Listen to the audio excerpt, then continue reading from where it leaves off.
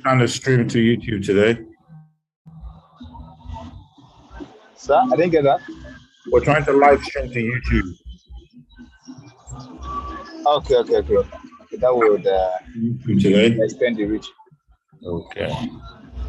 Sir, I didn't get that. We're trying to live stream to YouTube. Okay. That would YouTube today. extend the reach. Okay. Sir, I didn't get that. It's all right. We're trying to live stream to YouTube. Let's just pause that. Okay. That would extend the Okay. We're on YouTube at the moment. Let's get going. So welcome back to ACE Education Opportunities. Sorry about the natural glitches we're having to make do, to understand how live performance on YouTube is, live stream. Don't need to record that. The YouTube will record it for us. So here we go. Good evening, ladies and gentlemen. Welcome to ACE Education Opportunities. My name is Tokes W. Child. It's my greatest pleasure. I'm a CEO of ACE Professional. It's my pleasure to present this particular episode to you. I've been looking forward to it before, and now it's after Easter. So happy Easter to those who celebrate Easter. So here we go. What do you need in today's particular information meeting? You need the clear information that I will pass on, call to action, and also what to do, which is make a decision and make the action on your part. That is the full circle of what this is about. So an action plan, which is a note that you make on, you may put some things down, you may structure what you want to do, but these things will help you to make an informed decision. Now, whenever people sit around tables and make big decisions, they need to go around an action plan. It's important to write it down, especially to go back to it and see why they made those decisions at that point in time. Now, the recipe for success, where better developed teaching career than in the UK? It has a rich history of educational progress. So you have some universities in the world like Glasgow, Bangor, Derry, Bristol, London, Cardiff, Belfast, Edinburgh. These are all, and so many other universities, even online universities, even open universities. The options is so overwhelming when you look at the United Kingdom for your option in terms of where to continue your career. Now, all children in the UK, this is talking about education opportunities for children. We're talking about COS for employers, and we'll be talking about basically the national curriculum, understanding what you will be coming to as a teacher and what offers are there for teachers. And even if you don't want to have a job, but you want to come into the UK, is there an opportunity for you? So we're asking you to listen and get the information, and you come to a conclusion in your own time. All children are entitled to a free education in state schools from the ages of 5 to 16. Now, private schools are attended by 6.5, which makes 93.5 of the rest of the population going to public schools, or you call them state schools. Now, I'm going to play a video about a day in the life of a teacher, just so you can see what things are like on YouTube, in the UK, not on YouTube. Here we go.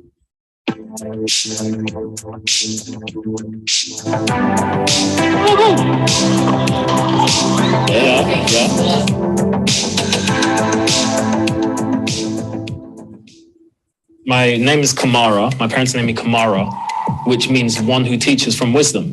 In my younger years, I wanted to be a scientist of some sort, so I did biomedical science at uni. I had some experience being a biomedical scientist, and I thought, this is really boring. There's a lot of time spent in the lab putting a clear liquid into another clear liquid. It was around the time that I was at uni, I was working with NCS, working with young people. I found that I really made, to some of them, I made massive impacts. Once I realized, okay, I don't want to be a biomedical scientist. I want a job that will challenge me and is different every day. And I was really thinking about it, and I was like, damn, my parents were right. I think I'm going to become a teacher. And honestly, it is the best decision I've ever made. Or, well, when you really think about it, it was the decision made for me when my parents named me. Like, it really seemed like it was written in the stars. wake up at around 6 a.m., anytime between 6 and 6:15 a.m. to get here for 8 o'clock. Depending on what day it is, I will either go straight into the office and start planning the specific details of my day, because obviously my lessons have already been planned, but check registers, make sure you have all your worksheets printed. I will have a staff meeting on Monday morning where they sort of set us up, let us know what's going on during the week, anything that we need to pay attention to, any future meetings that will be happening this week. I have my department meeting on a Wednesday morning where we as the department will talk about things that may or may not be coming up, any issues that we have experienced, how we can improve on them. The mornings really are for checking emails, making sure you're up to date on everything that is going on around the school, and making sure everyone's up to date with what you're doing. I typically have between, I want to say on average, between 3 and 4 lessons a day, probably closer to 3. The way I sort of prepare myself for a lesson, you sort of saw me do it in there. Go through my PowerPoint, look for any key talking points that I know I need to talk about. Anything that I think I might be, any questions that I feel like they could ask, I will either make sure I bear those answers in mind or look them up if I need to. But yeah, apart from that, it's sort of just going through at a steady pace. I'm sure the students aren't like fully aware of this, and some of them might be, but I'm sure most of them aren't, is just having 30 young people's sets of eyes on you at all times and knowing like, okay, I'm teaching physics. I haven't done physics since GCSE. I haven't done it in like 6-7 years now. So it's like, oh, okay, I feel like I know what I'm talking about, but you never know when you're in front of the class. You make a mistake, especially in those first few weeks. They might not trust you again. And it's like, oh, I felt like I was putting a lot of, maybe pressure that wasn't necessarily there, but it was scary for a while. Books, the date and title are on the whiteboard, and then can we get on with the starter on the projector, please? It took a while to really settle in and get comfortable. But I felt like the most important thing to get comfortable was just developing that rapport with all my classes and really getting to know people, where they're from, their likes and dislikes. Like, oh, do you watch sport? What sports do you watch? What teams do you support? Students ask me, oh, do you watch anime? Yeah, I watch anime. What's your favorite animes? That sort of stuff. Just really them getting to know me getting to know them was super helpful, because now it was a case of, okay, now I feel like they can trust me a little bit more. I trust them, and the relationship can grow. And then there's not so much pressure to be completely perfect all the time. Oh, sir. Wait, no, I got it. Wait, how much? So we're gonna have to pause that video. That video goes on and on and on. But the key points there is, what is life like for a teacher? Now, at Ace Professionals, we spur you on with good quotes that is meant to give you forward direction towards your goal. People without a clearly defined purpose procrastinate. That is, they push things back, put off achieving their goals because you can't hit a target you can't even see. So section 1, today we're talking about the education options. So who's this offer for? The UK government's put an offer out. Have a real passion for students, an educator or a teacher, you have a degree, you have a passport, and you're expecting realistic timescales. Now, just a background information in terms of what is education like in the UK. 16 is the age, school leaving age, but you could, if you're doing A-level, you would leave at 18. So you can work part-time. For those people who opted out and said they're not going to do A-level after the secondary school, they can work part-time until they're 18, then they can take jobs full-time. But in Scotland, Northern Ireland, and Wales, they can work from the age of 16 going forward. Grammar school, faith schools, community schools, academies, free schools, these are all different types of schools, and they're very different in the way they approach things. So grammar schools look like the head of the league, the top of the particular pack. And what are they like? So you've got to take specific exams. So they take about 10% of their applicant is what they absolve in. Majority of people who apply have to do very, very well in their, intake exams. So if you don't pass those exams, you don't get in. Then you have the faith schools. Some of them are really, really good as well. Catholic schools and boarding houses. So they are either Jewish or particular Muslim school, whatever faith school you have. Some of them are very disciplined and they're very rigorous. Community schools are almost like lower in the pecking order. Then you have the academies that are business-like, business setup. So these were failing schools back in the days under Labour that they've actually put money in and pepped up, and industries or businesses have taken these schools and they're running them like a business. So that, like the school we just saw in the video, that's an academy, most likely. You can see from the facility that the facility is very nice. The environment is very decent. Then you have free schools, special needs schools for people who have mobility issues, alternative provision for people who have behavior issues. And then you have university tech college for those people who learn through other kinesthetic sensory type of learning. So they're vocational inclined rather than academic. Now, having a well-defined plan of how to achieve your goals is just as important as knowing what opportunity to take on. So they're saying, have a plan in place, like the kid was planning his day. So you just need to plan whatever it is to get you to your goal, if this is your goal. Section 2, the national curriculum. Now, this is a standard in which they're trying to make more like giving everybody the same pedigree of education. So you want to give a balanced diet of education, you have a standard. What is the standard? You have carbohydrates in there, protein, fats, and oil. You have wheat. Yes, you have vitamins, you have minerals, all of those things. So here you go. In the national curriculum, let's look at those recipes that make up for a balanced diet. So we have English, math, science. So the key things, as you have your protein, carbohydrates, and fats and oil. And then you have ICT, geography, history, physical education. So this is also pretty important, but they're not mandatory. So most schools all go through this. And then you have other subjects you choose as optional, and you choose which one tickles your fancy. But you do take an exam in all of these courses. Religious education, these are supplemental courses that is given. So in some schools, you do PSHE, it tells you about your personal social health. So this deals with psychology, development, tells teenagers about when they develop and how they develop and what to expect and what not to. Citizenship talks about your greater responsibility to the community and to the country by and large. Now, qualifications. So at the age of 16, you take the exam, maths, English literature, English language, and science. You could either take single, double, or triple award. So triple award is for people trying to go through A levels, get to universities. They'll do 3 years in university. That's that route. If you're not get into A levels, you might have to take a foundation year, which means your universities will be more like the ones that we run in Africa, 4 years instead of 3.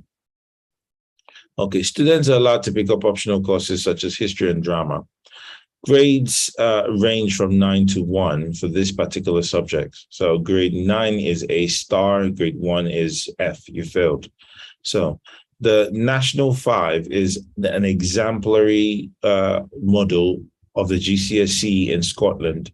Scotland is not obliged to go through the same system as we do in England, but Northern Ireland and Wales, they do that. So Scotland's example model is called the National 5. A-level. After GCSE, students choose whether or not to remain in a standard education setting. So they have to take 3 or 4 A-levels, get their grades, and then they convert this into UCAS points. This allows them to access the university's entry requirements. Okay. Now, in Africa, or majority of international schools all around the world, you have international baccalaureates. Now, the alternative of traditional British curriculum, international baccalaureate offers a broad range of subjects and is more cross-curricular approach to learning. So IB for short is used in most state schools and independent schools and some boarding houses. Apprenticeships. So there are different companies offer apprenticeship schemes and different colleges offer apprenticeships. So they link you to work and you learn by practice. Business and technology. So BTech is where you do not sit an exam, a final exam. There's no summative assessment.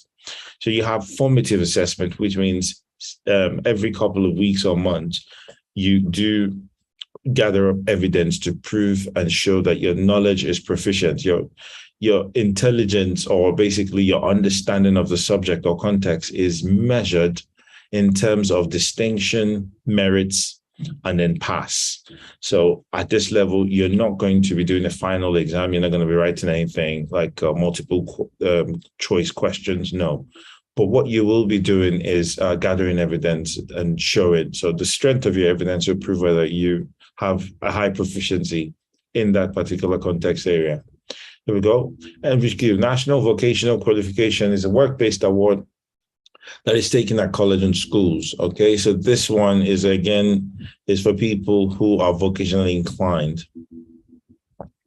Assessments here, prior to this, from primary school, you have a SATs exam that just measures a standard. In year 5, you take an exam and they want to use this to kind of understand where you are when you're getting to year 6 and year 7. So they use this to measure whether you're behind or ahead in English and maths. And this will allow them to give you a better balanced diet of education in the higher secondary schools. Here we go. Section 3. Does your teaching qualification or university degree qualify you to teach in one of the following subjects? Here we go. Do you teach maths, science, biology, chemistry, physics, French, and German? If you do, or you teach any of the other subjects, Italian, Japanese, Latin, Mandarin, Russian, and Spanish, if you do, I am talking to you. You are eligible to apply for a QTS. If you want to know how to go about it, you can reach us out. We'll give you a link, and you should be able to get through to applying for your QTS. Upon you getting your QTS, you are eligible to teach in the state school, public maintained school. There we go. Applicants teaching qualification from the UK can check their QTS and apply for it. So before now, people from Australia, Canada, EE, Gibraltar, Hong Kong, New Zealand, Switzerland, Ukraine, USA, they all had to do the QTS. They were not, their teaching certificates was not sufficient enough. They had to convert. Okay. Now, in certain countries, only if you teach languages, maths, and science, in this countries listed here, Ghana, India, Jamaica, Nigeria, Singapore, South Africa, and Zimbabwe, you are also eligible to check if you are in these countries as well. So again, if you need help, you know how to do to contact us. To teach in a state-funded school in England, you need a degree. You have to get your QTS, and there are different routes. And one of those routes is the ITT, which is Initial Teacher Training. Achieve certain minimum requirements, so it's always good to have some experience. You would show them that you've passed your GCSE levels and take some teacher, numeracy, and literacy tests, so they know that your proficiency and your understanding or equivalency in English and maths will be equivalent to what they expect here. If you teach certain subjects, you may apply for QTS only after a few years. You will not be given preference. You will need to meet the standards. So if you're not in the subjects we'll talk about, you would have to go through the normal process, which is what's been established for years. Section number 4, the visa routes.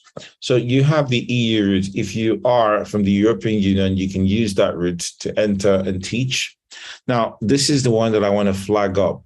So UK Tier 5 visa is a route where you do not need to get a job. You don't have to show proficiency. All you need to have is savings of 1,890 and be between the age of 18 to 30. This will make you eligible to come to the UK without having a job.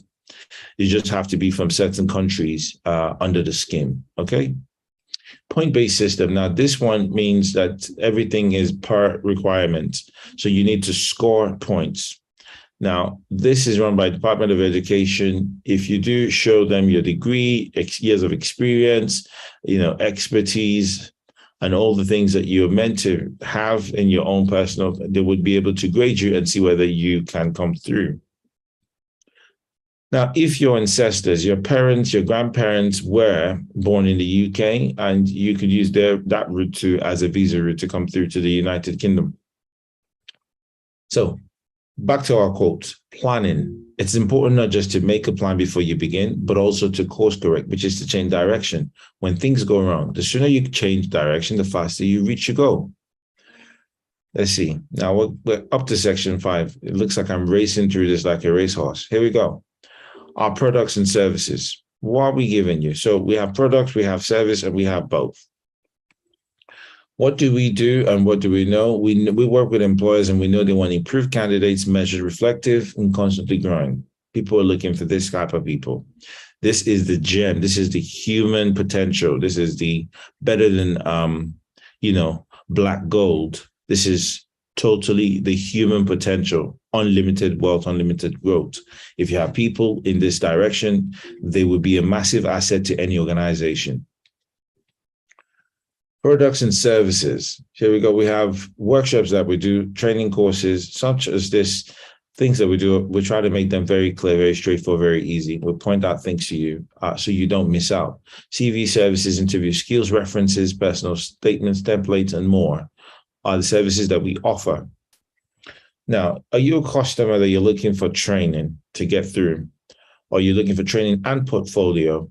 Or you're looking for portfolio only? You just want us to help you set up the portfolio, get a QTS, and then apply for jobs with a QTS and be granted the opportunity to come and teach in the UK. Some jobs actually are sponsored to the tune of £10,000. If you're in a certain field, you will be given this money. The reason is I don't want to confuse people and saying that it is this or it is that. If you qualify, we will by all means let you know that you can get this grant. They don't have to pay back. So go ahead and dream big and have complete faith that God will do everything possible to make manifest the most wildest dreams. Now, what is the process? Today, you are in an information meeting. The next big step is the decision-making link. Now, that link we usually put in our chat, or we can send that to you, or you can contact us if you want the decision-making link. The payment confirmation, the package expectation, the package delivery. So what's next after that? You make your payments for what you've chosen after you've made your decision. We give you the package. And that's pretty much it. Very straightforward. For those people trying to apply for QTS, proof of identity is required, proof of qualification, proof of English language ability, proof that you were recognized as a teacher, proof of work history, and certified translations. Now, all of this is just extra value added on top, just to make sure that your time isn't wasted if you're watching this video via YouTube or wherever you are.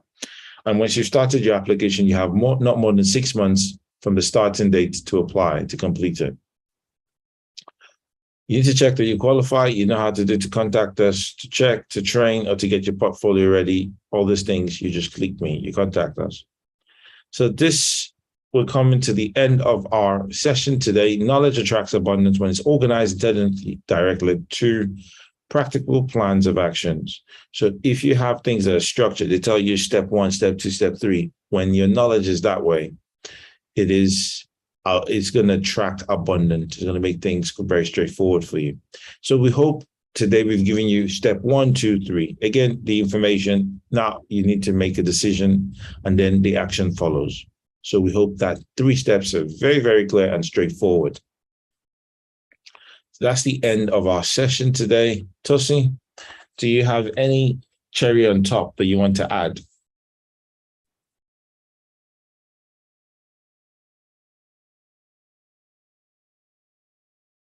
Tosi, are you there?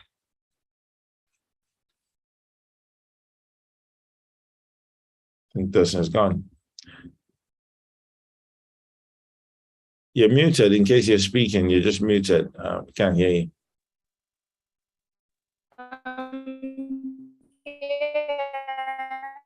Okay, your internet is playing up. It's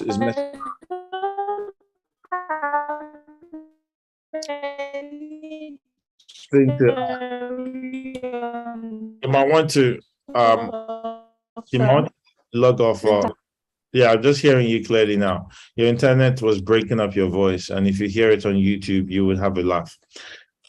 Anyways, it's been my pleasure hosting this. I hope people who get this information on YouTube find it very useful. We've had this session for many times. Lots of people are needing this service, but don't know how to go about it, or are thinking that this is expensive for them. But as you can tell, this is free of charge, and we've given this information out to you. So if this is useful to any family member, please let them benefit and let them reach out to us. Here are our contacts. We have our website, our phone number, and our email address. We hope to be able to benefit you and add value to you. God bless. Take care. Thank you very much. Bye, Sam. Bye-bye, Tosin. Let's stop streaming. How do I do that? YouTube.